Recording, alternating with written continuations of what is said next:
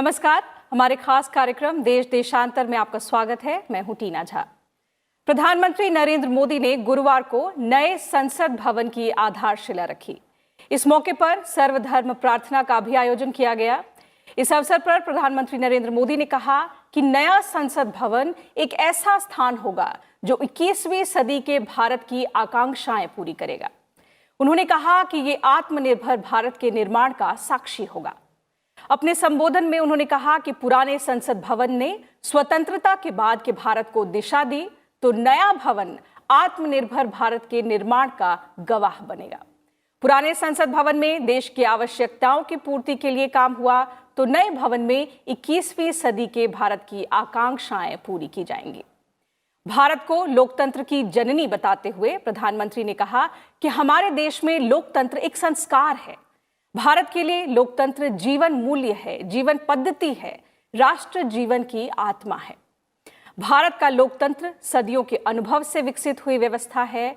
भारत के लिए लोकतंत्र में जीवन मंत्र भी है, जीवन तत्व भी है और साथ ही व्यवस्था का तंत्र भी है। लेकिन आज ये हमारी विडंबना है कि भारत का लोकतंत्र हमें पश्चिमी देशों से समझाया जाता है।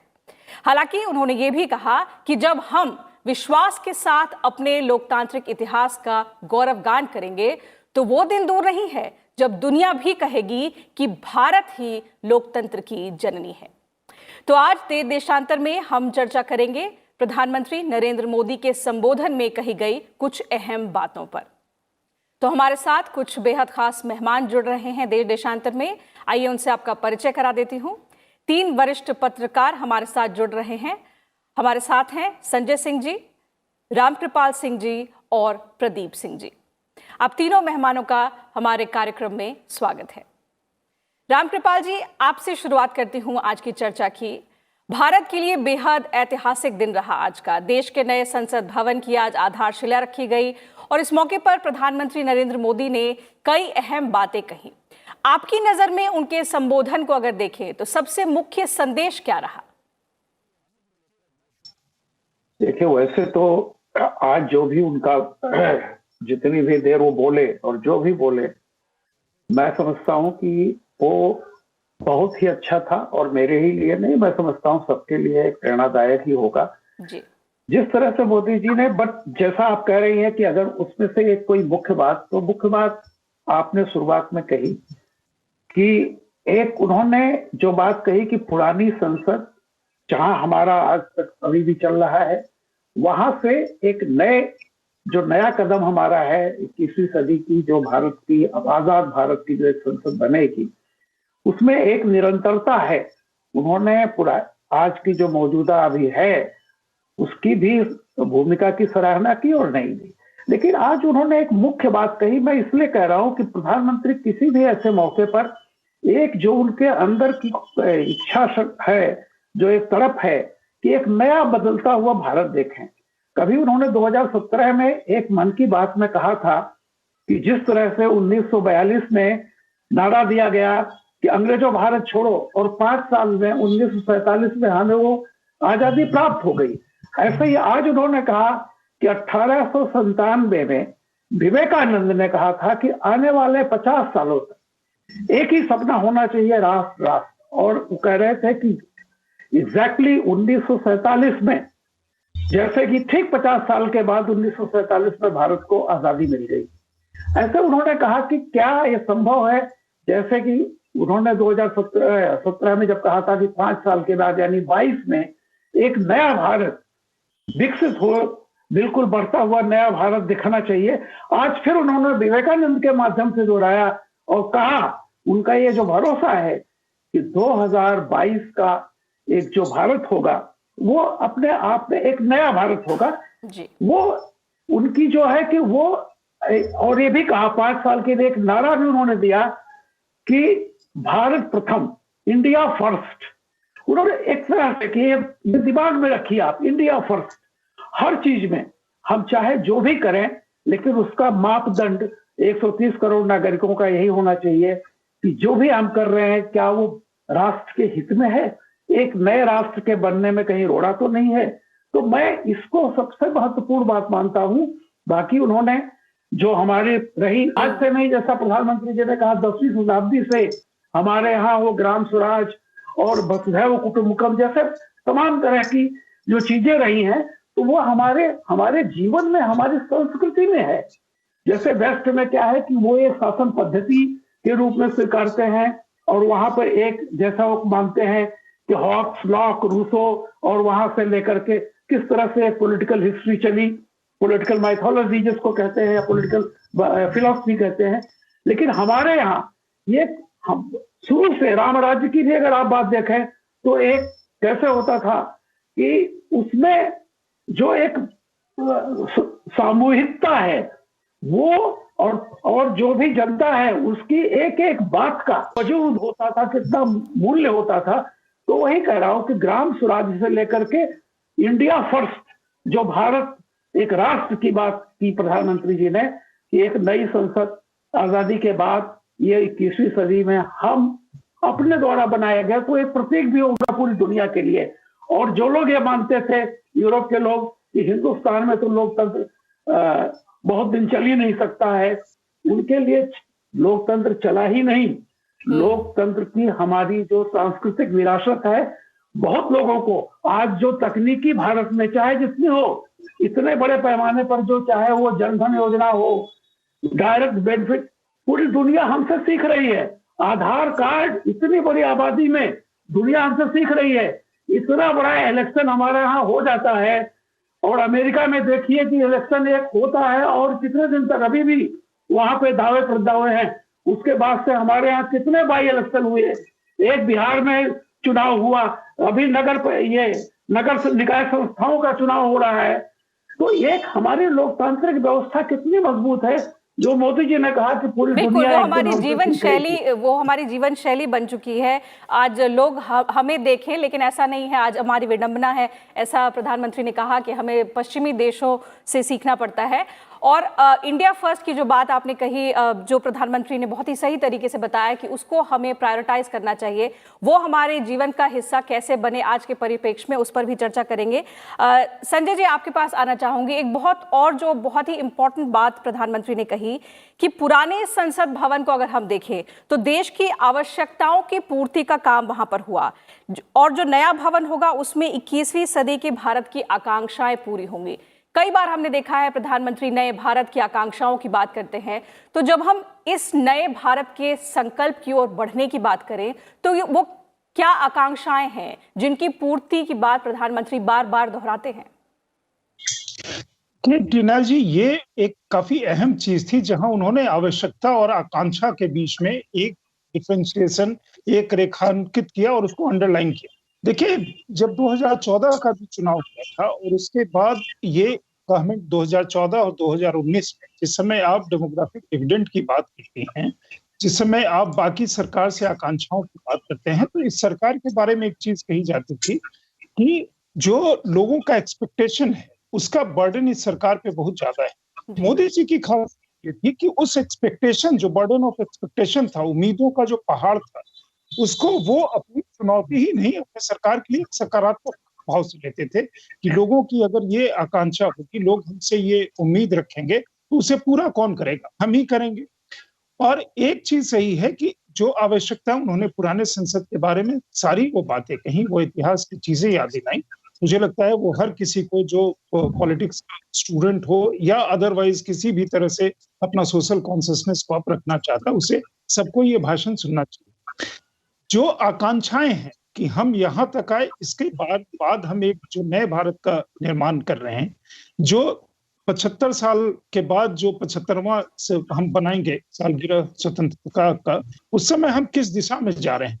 तो ये जब वो कहते हैं, उसके साथ ये कहते हैं कि आत्मनिर्भर भारत का ये प्रतीक बनेगा, एक मतलब उसको प्रेरणा देगा। प्रतीक उन्होंने नहीं कहा, क्योंकि प्रतीक के मायने फिर और ज्यादा बदल जाते हैं। उन्होंने कहा कि ये प्रेरणा का वो बनेगा, स्रोत बनेगा। अब एक काफी अहम चीज है इसमें टीना जी, कि अगर आप अभी देखें नई दिल्ली में ही, बाकी आप जगह छोड़ दें, तो हमारे आजाद भारत का कोई ऐसा प्रतीक जिसे देख के हमें गर्व हो कि ये मॉन्यूमेंट हमने बनाया, वैसा मॉन्यूमेंट अभी तक नहीं था। अभी एक वॉर मेमोरियल आया है, कुछ समय पहले पुलिस मेमोरियल आया था, उसके बाद नहीं। ये संसद और सेंट्रल विस्ता एक नए तरह से, अभी भी उसको हम लुटियन जोन कहते हैं, या पार्लियामेंट की जो बिल्डिंग है वो बहुत अच्छी बिल्डिंग है, उस बिल्डिंग का कतई मतलब हमें उसके बाकी उपयोग होंगे, और मतलब आने वाले सैकड़ों साल तक उसको इस तरह से बना करके रखा जाएगा, उसके मरम्मत करके, उसकी बाकी चीज देख रेख करके, कि वो चलता रहेगा। लेकिन हमारे आजाद भारत का प्रतीक चिन्ह क्या है? हम आजाद भारत में हम, तो ये आत्मनिर्भर और स्वावलंबन की जब हम बात करें, उसमें एक ये विषय जुड़ेगा जिसमें आकांक्षाएं जो है, तमाम वो आकांक्षाएं, वो जिसमें कि आप आर्थिक रूप से उन्नति की बात करते हैं, स्वास्थ्य की बात करते हैं, समृद्धि की बात करते हैं, है ना, तो वो स्मार्ट सिटीज की बात करते हैं, आप मिडिल क्लास का जो न्यू मिडिल क्लास है उसके आगे बढ़ने की बात करते हैं, लोगों को गरीबी की रेखा से बाहर आने की बात करते हैं, वो परिलक्षित, क्योंकि संसद भवन से ही वो सारे नीति निर्धारण की चीजें होती है, और फिर आने वाले समय में एक चीज बस मैं और कहना चाहता हूँ, देखिए प्रधानमंत्री का जो भाषण है, उसे सिर्फ हम संसद भवन कैसा हो और क्या हो, उसमें दो तीन बड़ा ही सारगत जो बात थी वो निहित थी। एक, कि हमारा लोकतंत्र कैसा और ये लोकतंत्र कैसा होना चाहिए, वो इसलिए भी इस समय बहुत महत्वपूर्ण है क्योंकि हमारे बॉर्डर पे, दिल्ली के बॉर्डर पे या कई जगह एक मैन्युफैक्चर्ड एंगर पैदा करने की कोशिश की जा रही है, जिसके अंदर ये कहा जा रहा है कि आपको किसानों को मार्जिनलाइज किया जा रहा है, और वो उसमें इस तरह के तत्व भी आ गए हैं जो देश की अखंडता एकता के लिए भी मतलब किसी एक अराजक स्थिति पैदा करना चाहते हैं, और दुनिया में एक मैसेज देना चाहते हैं, भारत एक डिस्टर्ब नेशन।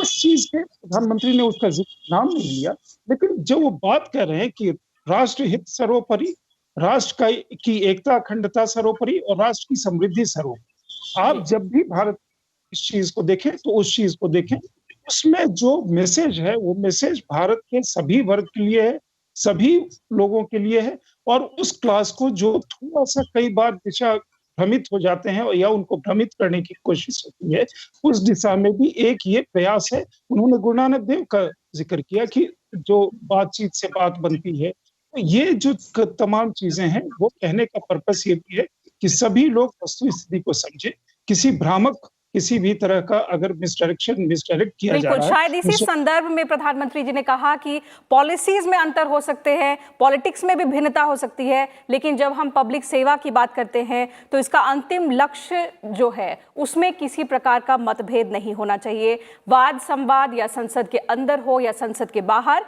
लेकिन राष्ट्र सेवा का जो संकल्प है, राष्ट्रहित के प्रति जो समर्पण है, वो लगातार झलकते रहना चाहिए। प्रदीप जी, इस सवाल को आपके पास लेकर आना चाहूंगी। अगर हम आज के परिप्रेक्ष्य में देखें और जिस तरह संजय जी भी कह रहे हैं, क्या ये राष्ट्रहित सर्वोपरि हो या जनहित के प्रति जो समर्पण की भावना है वो आज के संदर्भ में देखें तो क्या ये कहीं ना कहीं दबती जा रही है? बिल्कुल, देखिए इस पर उन्होंने काफी एम्फेसिस दिया, काफी जोर दिया, लेकिन आज के उनके भाषण में मुझे 4-5 चीजें बड़ी प्रमुख नजर आती है। एक पीड़ा नजर आती है, दूसरी आकांक्षा नजर आती है, तीसरी उम्मीद, चौथी अपेक्षा, और पांचवी चीज जो है वो सपना। उनके भाषण में जो पीड़ा है वो ये है कि भारत जैसे सांस्कृतिक रूप से इतने समृद्ध देश को पश्चिम की नजर से देखा जाता है। हमारे लोकतंत्र को भी कहा जाता है कि पश्चिम से एक तरह से आयातित है, उन्होंने ये शब्द नहीं इस्तेमाल किया, लेकिन हमको ये बताया जाता है कि पश्चिम ने हमको जो है लोकतंत्र, जबकि हमारी लोकतांत्रिक परंपरा जो है वो सदियों पुरानी है।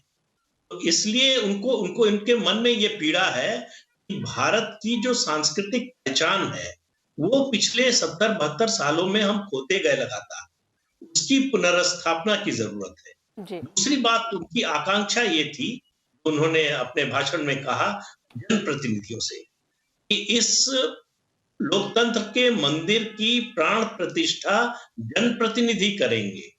वो अपने आचरण से, अपने व्यवहार से, अपने कामकाज से, जनता के प्रति अपनी जिम्मेदारी से, राष्ट्र के प्रति अपनी जवाबदेही से, उससे प्राण प्रतिष्ठा होगी इस मंदिर की। दूसरी उन्होंने उम्मीद, जो मुझे सबसे ज्यादा अच्छी बात लगी, वो ये उन्होंने कहा कि उम्मीद को जगाए रखना है कि इस समय इतनी ज्यादा नेगेटिविटी है देश में, एक बड़ा सेक्शन, एक बड़ा वर्ग बन गया है राजनीति में, राजनीति से बाहर, जो ये मानकर चलता है कि ये सरकार जो कर रही है सब गलत ही होगा। जी। सरकार के हर काम का विरोध ही करना है। अगर विरोध का कोई मुद्दा न मिले, सरकार के कामकाज से उसमें से न निकले, उसको गढ़ो। जो संजय जी ने अभी बात कही, मैन्युफैक्चर्ड एंगर, जब कोई काम करता है, देश के प्रति समर्पित होता है, तो उन्होंने बात कही कि नेशन फर्स्ट, देश सर्वोपरि होना चाहिए। यहाँ ये जो वर्ग है, उसके मन में देश सर्वोपरि नहीं है, उसके मन में अपना राजनीतिक एजेंडा सर्वोपरि है। जी। लेकिन उम्मीद के साथ साथ उनको अपेक्षा भी है कि हम अगर मेहनत करें, हम अगर अपनी सांस्कृतिक पहचान को उभारें, उसको दुनिया तक पहुंचाएं, जो उन्होंने कहा कि एक दिन ऐसा आएगा जब लोग कहेंगे कि भारत मदर ऑफ डेमोक्रेसी है। डेमोक्रेसी का जन्म भारत, जनतंत्र की जननी जो है वो भारत है जी। और उस ओर हमें क्या क्या कदम उठाने होंगे, उस पर भी आगे चर्चा करेंगे। प्रदीप जी, जो अभी प्रदीप जी ने जो बहुत ही अच्छा जो मुद्दा सामने रखा कि अलग विचार, अलग दृष्टिकोण, ये जाहिर सी बात है रामकृपाल जी की डेमोक्रेसी को और सशक्त बनाते हैं। और यही बात प्रधानमंत्री बार बार कहते हैं, कई बार हमने उपराष्ट्रपति को भी सुना है कि डिसेंट हो, डिबेट हो, लेकिन डिफरेंसेस इतने ना बढ़ जाएं कि आप लोकतंत्र की जो मूल भावना है उसको ही भूल जाएं, जो राष्ट्रहित और जनहित को सर्वोपरि मानता है। आप वरिष्ठ पत्रकार हैं, आप इतने सालों से लोकतंत्र की व्यवस्था को देख रहे हैं, समझ रहे हैं। ऐसा क्या बदलाव इतने सालों में आपने देखा है? क्यों ये बदलाव है? क्यों जो ऑपोजिशन पार्टीज हैं वो अब एक तरह से देखें तो अपने सर्वाइवल के लिए देश हित को भी कहीं ना कहीं किनारे पर रख रही हैं? ये जो अभी आपने एक सवाल किया था कि क्या लोकतंत्र हमारे यहाँ, जो मैं तो ये कह रहा हूं कि देखिए, लोकतंत्र में हमारे यहाँ एक कसौटी होती है जो 5 साल के बाद लोकसभा होता है। लेकिन इस देश में हमारा जो गणतंत्र है, हमेशा चुनाव होते रहते हैं, एक नहीं। जैसा मैंने अभी आपसे कहा कि इस कानून के पास होने के बाद हमारे यहाँ पे आप देखिए कि 5 राज्यों में बाई इलेक्शन हुए हैं, जिसमें बड़ी बड़ी तमाम सीटों पर, मध्य प्रदेश में कितनी सीटों पर चुनाव हुए, ये कानून पास हो चुका था, उसके बाद हुए हैं। बिहार में चुनाव हुआ, और देखिए कि सब जगह अगर आप रिजल्ट देखें, और अभी अभी जिस राजस्थान में कांग्रेस की सरकार है, वहां पे जो ये सारे चुनाव हुए हैं स्थानीय निकायों के, ग्रामीण, आप देखिए कि रूरल इंडिया के, वहां पे अभी कल ही परिणाम आए हैं, भाजपा को अभूतपूर्व सफलता मिली है। तो मेरा कहने का अर्थ यह है कि देखिए, जब तक हम सिर्फ इन लोगों को ये देखेंगे, इनकी बात सुनेंगे, तो हमको कई बार लगता है कि बड़ा भारी विरोध हो रहा है। मैं तो उल्टा कह रहा हूं कि लगातार 2014 के बाद से, बल्कि मैं कहूंगा 2012 और 13 के बाद से लगातार इस देश में लोकतंत्र मजबूत हुआ है। और ये जो विपक्ष की छरपटाहट है, वो देख रहे हैं कि लगातार हमारे हाथ से सब चीजें निकल गई हैं। ये विरोध नहीं, ये एक जानते हैं, बदहवासी में एक ऐसा है कि एक पराजित का, आहत का अहंकार जो होता है ना, वो बहुत ही भयानक होता है, लेकिन वो बहुत थोड़े लोगों का है। मैं आज भी उदाहरण दे रहा हूं, लोकतंत्र की मत पत्रों से ही लोकतंत्र में किसी चीज को बढ़ावा मिल रहा है कि नहीं। मोदी जी की बात को बहुसंख्यक लोग, लगातार उसमें वृद्धि हो रही है, लोग मुहर लगा रहे हैं। किसान के मुद्दे पर राजस्थान में इसी कानून को लेकर के बनाया गया, मुद्दा बनाया गया था, गांव-गांव में मुद्दा बनाया गया था, किसान गांव में रहता है। संजय जी, आप कितना सहमत हैं? सरकार में अविश्वास होना एक और बात है, लेकिन लोकतंत्र में जो बढ़ता अविश्वास है उसको कैसे ठीक किया जाए? देखिए टीना जी, समस्या ये है कि अगर अभी हमारे संसद में जो हुआ, सांसद जो हैं, सबसे पहले उन्हें थोड़ा सा, मुझे लगता है कि कुछ लोगों को एक रीओरिएंटेशन की जरूरत है। उसमें भी हमारी जो प्रमुख विपक्षी पार्टी है कांग्रेस, उसको सबसे ज्यादा जरूरत है। और उसके जो सबसे बड़े नेता हैं माननीय राहुल गांधी जी, उनको सब और भी एक जरूरत है। जो प्रणाली है, प्रक्रिया है, और किस तरह से संवाद होता है संसद के अंदर या होना चाहिए उसकी। अभी कुछ समय पहले ये बात इसलिए और भी अहम हो जाती है, मोदी जी ने एक बात कही कि सांसद जो है इसकी प्राण प्रतिष्ठा करेंगे, जिसका प्रदीप जी जिक्र कर रहे थे। अब प्राण प्रतिष्ठा क्या चीज होती है? प्राण प्रतिष्ठा वो चीज होती है जब देव कोई मंदिर बन जाता है तो देव के अंदर वो शक्ति आती है। तो जो चुने हुए प्रतिनिधि हैं वो जनता के नुमाइंदे हैं, जनता उनको चुनकर के भेजती है कि आप हमारी आवाज बनिए, वहां जो नीति निर्धारण हो रहा है, जो हमारी समस्याएं हैं उनको उठाइए, और जो कानून बन रहे हैं उसमें आप इस तरह की भागीदारी करें कि वो देश को और सामान्य जो जनमानस है उसके भले की है। कुछ समय पहले हमारे सभा में क्या हुआ, वो हमें शर्मसार करने वाली एक घटना है।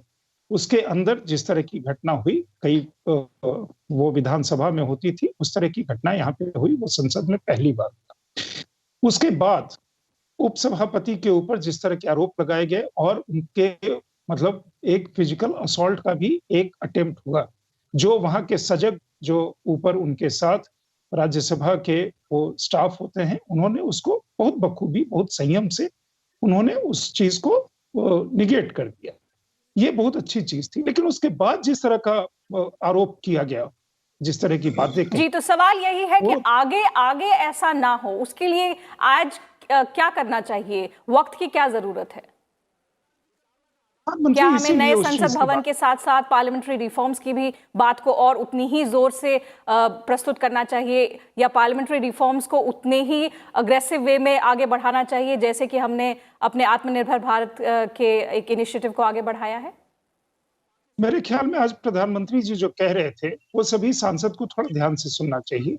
उसके बाद रिफॉर्म्स की प्रक्रिया तो पार्लियामेंट के अंदर कई बार मतलब इस चीज को भी बदला गया था। पिछले कुछ समय पहले जो क्वेश्चन आवर था राज्यसभा में, उसको बाद में करके 0 आवर को पहले लिया गया। ये चीजें हुई हैं, लेकिन सॉरी 0 आवर को बाद क्वेश्चन आवर वो उल्टा किया गया था। ये चीजें हुई हैं, ये चीजें होती रहेंगी। सबसे मूल बात है कि हमारी जो राजनीतिक पार्टियां हैं उन्हें इस चीज का एहसास होना होगा। मुझे लगता है कि जब ये संसद भवन बनता है, लोग जो हैं, लोग देख रहे हैं। सबसे बड़ी बात ये होती है, अगर आप निगेटिव पॉलिटिक्स करेंगे तो लोग आपको दंडित करेंगे। उन्होंने दंडित किया इस बार, जिससे कांग्रेस पार्टी को किया।